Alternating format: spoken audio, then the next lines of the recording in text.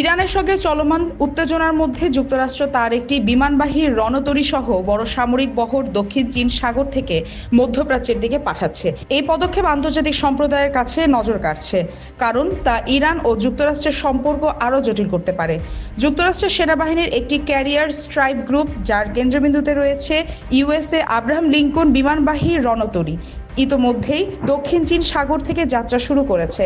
এতে রণতরীর পাশাপাশি বিভিন্ন যুদ্ধ জাহাজ, ডেস্ট্রয়ার, ফ্রিগেট ও সাবমেরিনও রয়েছে। এই বাহিনী আগামী এক সপ্তাহের মধ্যে যুক্তরাষ্ট্রের সেন্ট্রাল কমান্ড অঞ্চলে পৌঁছাবে বলে প্রতিটি সূত্রে তথ্য পাওয়া গেছে।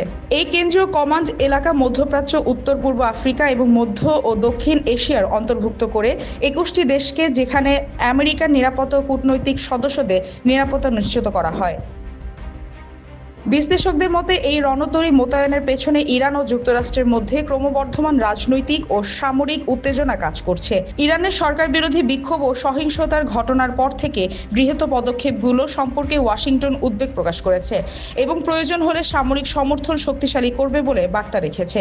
আরও কিছু ঘাঁটি থেকে যুক্তরাষ্ট্র এরই মধ্যে কিছু সামরিক কর্মী ও সেনা সরিয়ে নিচ্ছে সতর্কতার স্বরূপ। এ নিয়ে উত্তেজনা এমন পর্যায়ে পৌঁছেছে যে ইরানও তার বাণিজ্যিক বিমানের জন্য আকাশপথ বন্ধ করে দিয়েছে এবং আশঙ্কা করা হচ্ছে সামরিক সংঘর্ষের ঝুঁকি বাড়ছে। এই পরিস্থিতিতে মধ্যপ্রাচ্যের বিভিন্ন দেশের ওপর গুমরা প্রতিক্রিয়ার আশঙ্কা তৈরি হয়েছে এবং আন্তর্জাতিক পর্যায়ে শান্তি ও কূটনৈতিক সমাধানকে সামনে রেখে আলোচনা ও মধ্যস্থতা বাড়ানো হচ্ছে। এই পদক্ষেপটি বিশ্বজুড়ে রাজনৈতিক ও কূটনৈতিক আলোচনার কেন্দ্রে নিয়ে এসেছে। যুক্তরাষ্ট্রের রণতরী মোতায়েনে কি কার্যগত পরিবর্তন হবে তা সময় বলবে, কিন্তু সমগ্র অঞ্চলে নিরাপত্তা ও শক্তি ব্যালেন্সের প্রভাব দীর্ঘমেয়াদী দেখা যেতে পারে।